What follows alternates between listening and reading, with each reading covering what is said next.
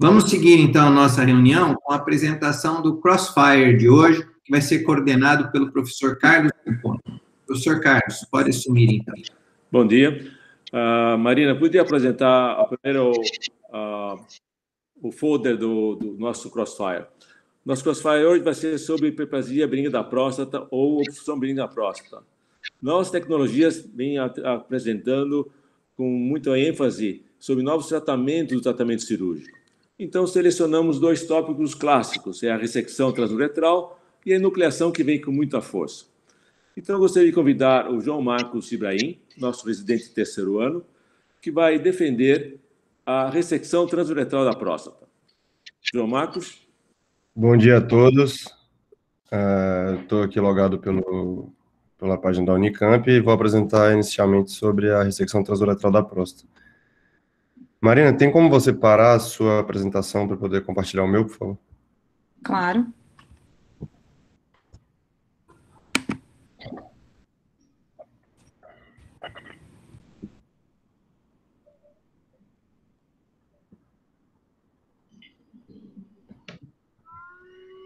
Todos conseguem ver? Sim, pode continuar.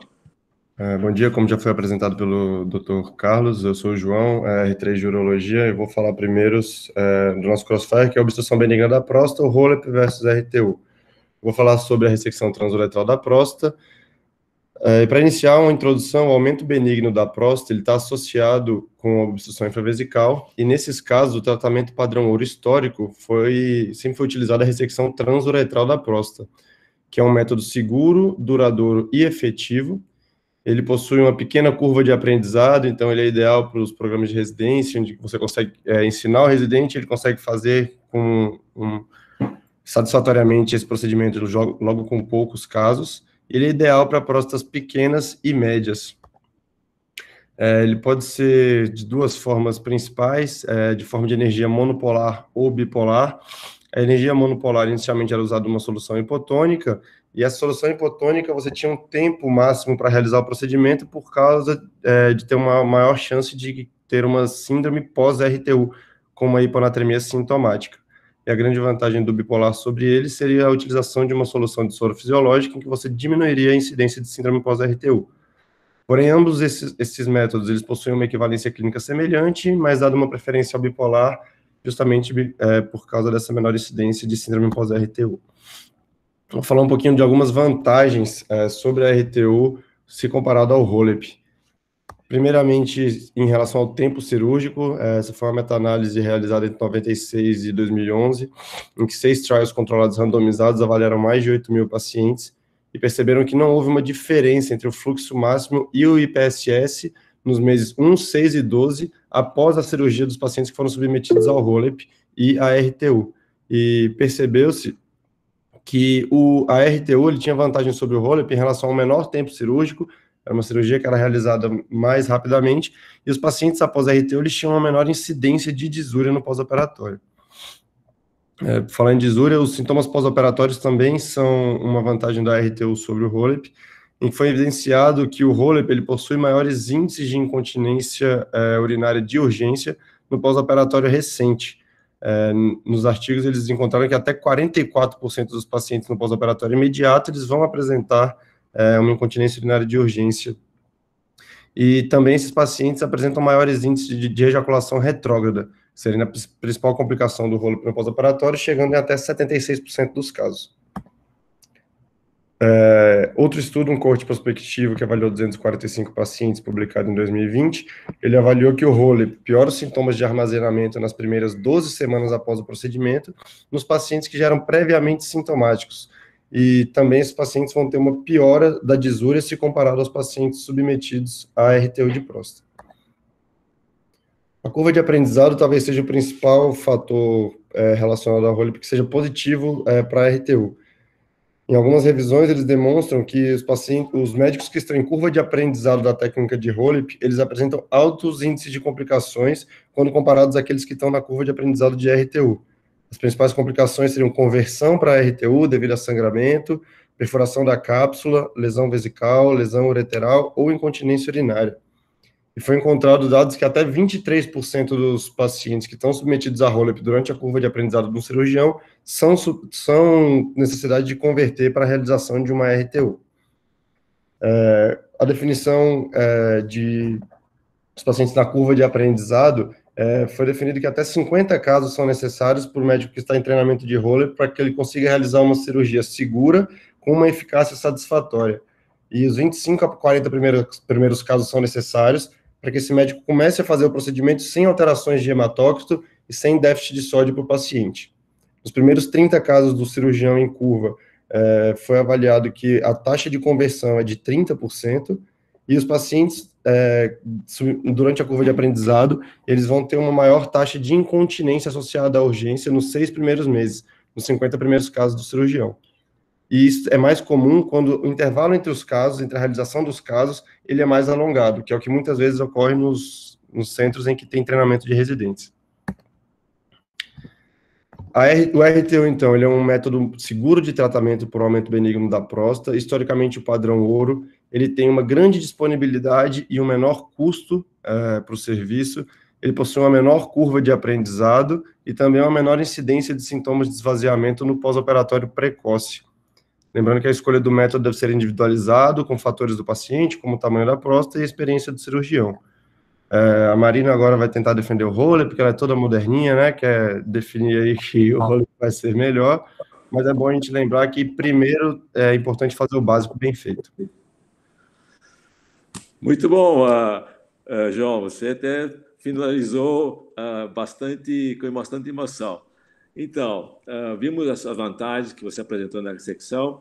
Então, agora eu queria convidar a Marina Viana, que era a nossa residente 4º ano, para fazer o debate e falar bem do HoLEP. Vamos ver o que você apresenta hoje para a gente. Marina. Bom dia novamente. Vocês estão vendo minha tela? Ainda não. Não? Espera só um minutinho. E agora? Não. Só agora sim. Bom, eu vou falar sobre a enucleação prostática com Homion Laser, caminhando para o futuro. Achei um título bem propício. Escolhi alguns artigos, esses que vocês podem ver aqui na tela, caso alguém tenha interesse. E o tratamento do HPB vem mudando muito na última década, principalmente por ser uma doença muito prevalente. No passado, como o João já comentou, o padrão ouro costumava ser a prostatectomia, depois a RTU.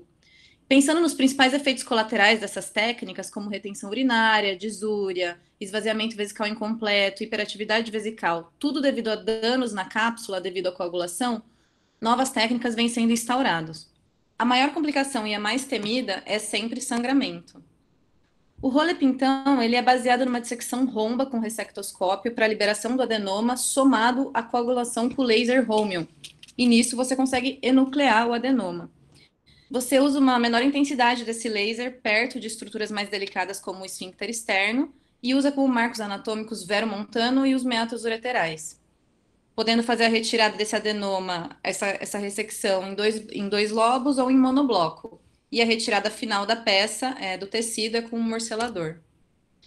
Falando sobre o tamanho da próstata, que é o que você baseia para fazer a sua escolha na terapêutica, a AUA acha que é uma ótima opção, acredita e comprova que é uma ótima opção para próstatas maiores que 100 gramas. Já a EAU fala que o padrão ouro está para próstatas entre 30 e 80 gramas. Com base na literatura, com base nos artigos que eu li, os resultados independem do tamanho e do formato da próstata. E o tempo cirúrgico acaba sendo um pouco maior para próstatas menores, uma vez que é mais difícil encontrar o plano de ressecção. Nos pacientes com anticoagulantes é onde a gente consegue ver o maior benefício, porque sempre fica aquela dúvida se a gente deve ou não parar o anticoagulante do paciente para poder levar ele para a cirurgia. E os estudos demonstram que o HoLEP é seguro nesses pacientes, com apenas um aumento do tempo de internação. O paciente vai ter que ficar irrigando um pouquinho mais para conseguir uma diurese clara. Mas é possível uma cauterização cuidadosa com o laser para você evitar que esse paciente seja transfundido, evitar uma reoperação depois. Nos casos de pacientes com algum tipo de disfunção detrusora, os estudos também demonstram que com o HoLEP isso melhora. levando a um aumento do fluxo máximo de 10 para 21 e um resíduo diminuindo de 250 para 53 ml. A maioria desses pacientes, mesmo com hipocontratilidade detrusora comprovada na urodinâmica, apresentam micção espontânea sem necessidade de cateterização depois. Caso de retenção urinária, 100% dos pacientes submetidos ao ROLEP evoluem com esvaziamento vesical completo. Ejaculação retrógrada realmente fica na faixa de 70% a 80%, mas são taxas comprovadamente similares à da RTU. Na função sexual, o índice demonstra que é mantida a ereção e a satisfação até melhora. Incontinência urinária tem 20% de casos, porém a recuperação espontânea acontece em até 1 ano. Então, o que a gente pode concluir do ROLEP? Acho que o ponto mais importante é a quantidade de tecido que se consegue ressecar, comparado com a RTU. Então, a gente consegue diminuir a recorrência dos sintomas de HPB em 1% em 10 anos. E a maior prova disso é que, no segmento com PSA pós-enucleação, um PSA acima de 1 já precisa ser afastado a possibilidade de um adenocarcinoma de próstatas. Outro ponto positivo é que pode ser ressecado próstata de qualquer tamanho, associado aos bons resultados, tanto em pacientes com hipocontratilidade detrusora, quanto em pacientes com uso de anticoagulantes. E levando em consideração que a incontinência urinária é transitória, que apenas 1% se mantém a longo prazo, eu não consigo entender como um rapaz tão jovem e que se diz tão moderno como o João Marcos ainda consegue defender a RTU.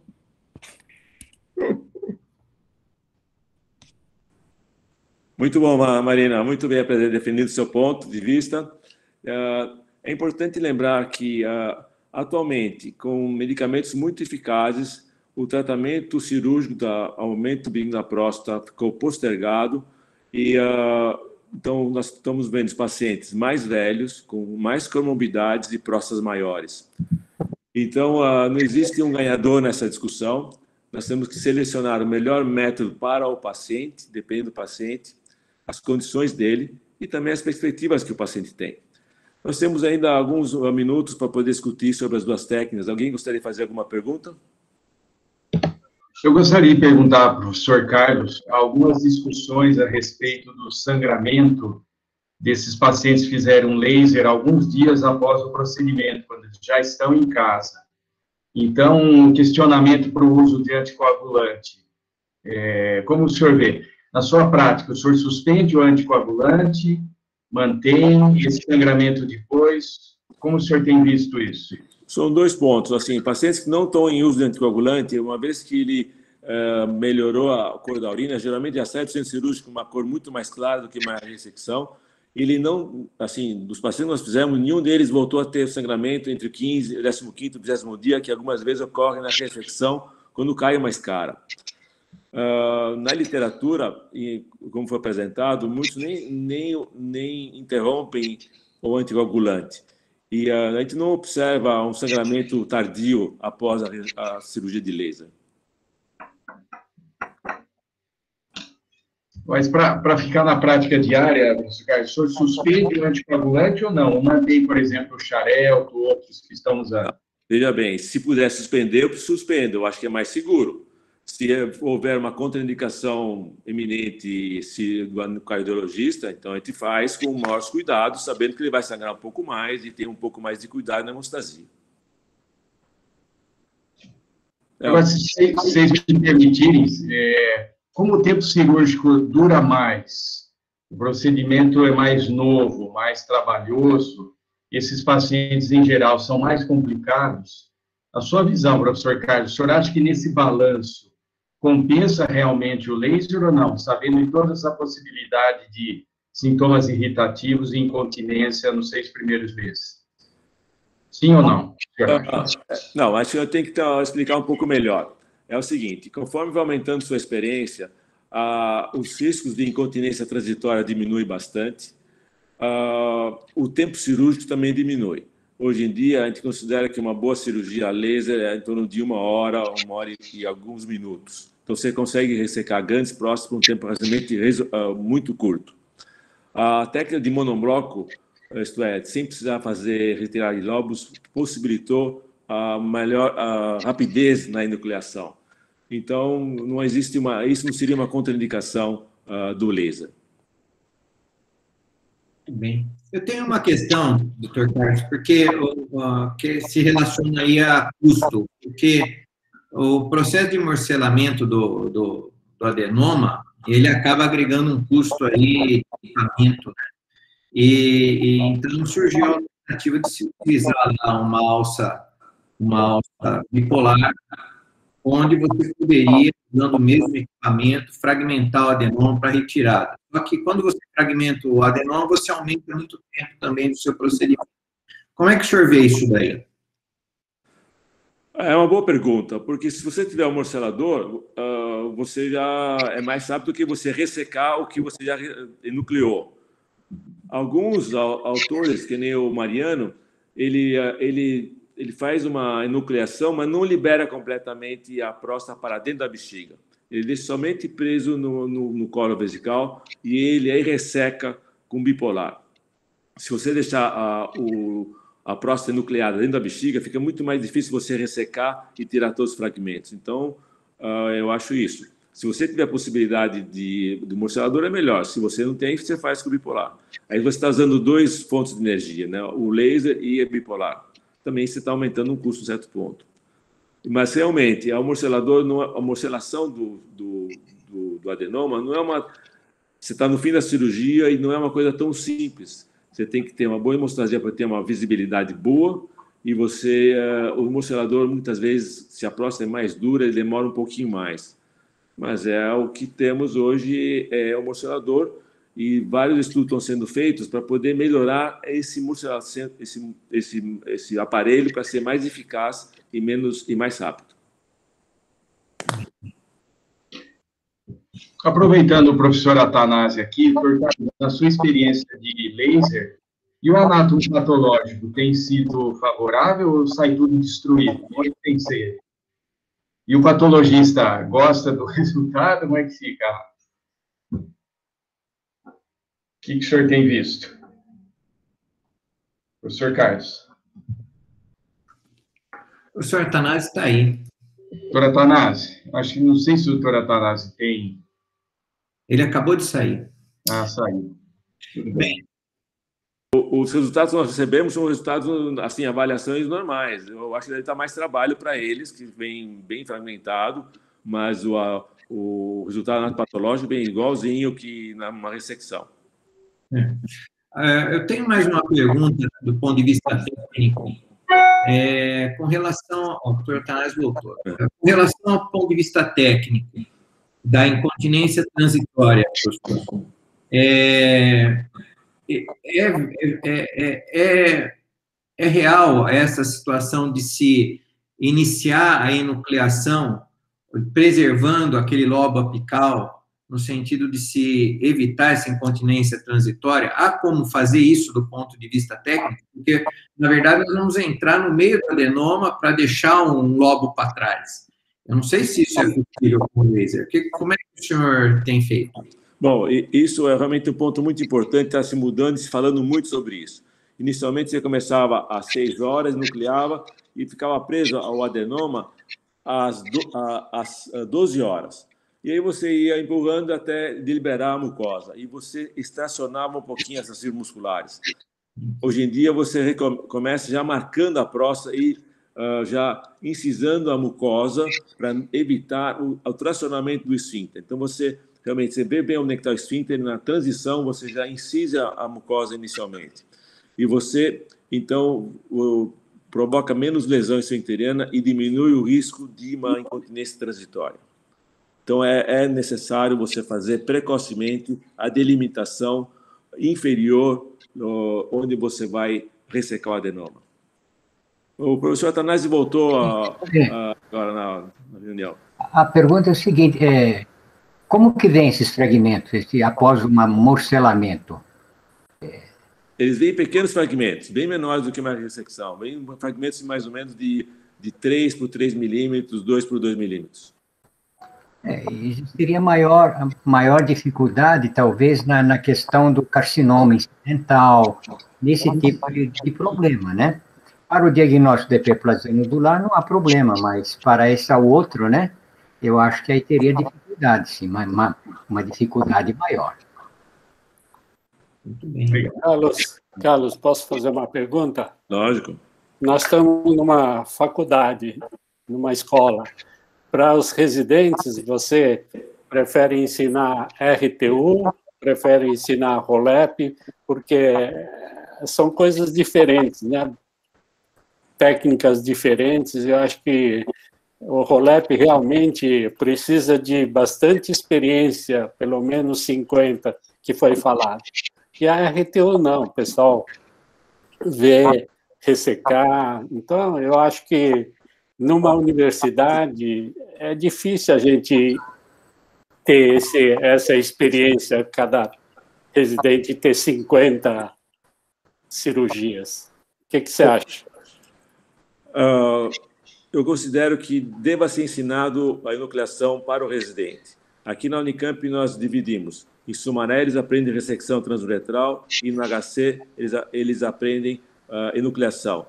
Eu entendo que muitas vezes não vai ter o curva de aprendizado completa, mas já tem uma iniciação na enucleação, eles sabem aos tempos cirúrgicos, e se esse jovem se interessar em dedicar mais tempo no tratamento das doenças prostáticas, ele vai se envolver e vai aprender e vai desenvolver bem essa técnica. A técnica veio para ficar em próstatas médias e grandes, e existe grande vantagem sobre a ressecção. Então, novamente, devido à longevidade, nós observamos, vamos ver no passado, a gente fazia muito a prostatectomia aberta. Quantos casos você chegou a operar novamente o paciente após uma prostatectomia aberta? Muito raramente. Então, a enucleação é uma técnica longeva. E o paciente hoje vive 80, 90 anos. Então, você realmente trata ele a longo prazo. Então, Professor Carlos, é ensinado. Diga. Mas uma prostateia aberta para uma próstata benigna, ainda na literatura, é que tem melhores resultados de continência e evolução. Ainda é o padrão ouro para próstatas grandes. Infelizmente, tem outra. Eu acho que você deve fazer uma prostatectomia aberta se você não tiver outro recurso. A Sociedade Europeia considera a prostatectomia aberta uma técnica do passado. Eles não fazem mais cirurgia aberta. Nós fazemos no HC algumas técnicas para mostrar e ensinar o residente. Mas você, no seu consultório, quantas vezes por ano você faz uma prostatectomia aberta? Nunca. Mas as próstatas grandes são mais difíceis, né, Carlos? Hoje você não vê uma próstata tão grande, 100 e poucas gramas. Eu acho que é difícil, a grande maioria é entre 20 e 50. Né? Eu também entendo sua visão, mas é muito relativo, né? Elas não são tão frequentes. Viu, Carlos? Eu acho que realmente os jovens hoje em dia têm que saber várias técnicas. Eu acho que tem várias técnicas, tem o plasma, tem várias outras modalidades de tratamento. Então, eu acho que realmente tem que aprender tudo isso. Como diz o Juliano, né? Antes a gente aprendia a puxar a alça, agora tem que aprender a empurrar a alça. São coisas diferentes, né? Carlos. Oi. Pode falar, Fernandes. Relação custo-benefício, Carlos. Custo da RTU, custo do ROLEP. Como o João Ibrahim falou, o custo da RTU é muito mais barato, porque a maioria dos hospitais tem o aparelho e você só vai gastar a alça. Enquanto que no ROLEP é um aparelho específico para isso, ele pode ser dedicado também para litíase, é o que nós fazemos no HC, nós usamos nosso aparelho Omnium Laser para litíase, de alta energia, ele vaporiza o cálculo rapidamente, mas é um investimento maior. A fibra óptica pode ser reutilizável, então o custo é mais baixo da fibra óptica, mas o aparelho em si, inicial, é mais caro. Bom, eu acho que já discutimos bastante esse nosso Classfire. Eu queria passar a palavra para o Dr. Cássio Rissetto, professor Cássio Rissetto, que vai finalizar a nossa reunião semanal. Muito obrigado a todos e principalmente aos dois residentes, João Marcos e Marina, que realmente prepararam muito bem os seus tópicos e defenderam os seus pontos. Obrigado, professor. Muito bem, a reunião foi bem interessante, nós tivemos 2 casos bastante diversos, grande contribuição aí de todos. Eu convido a todos para a nossa próxima reunião, na próxima quarta-feira de cinzas, que será uma quarta-feira de trabalho para todos, não é? E convido novamente a se inscreverem no canal do YouTube e acompanharem aí os nossos eventos semanais. Muito obrigado, bom dia a todos. Bom dia. Bom dia, tchau, tchau. Bom dia a todos. Bom dia a todos. Tchau, tchau.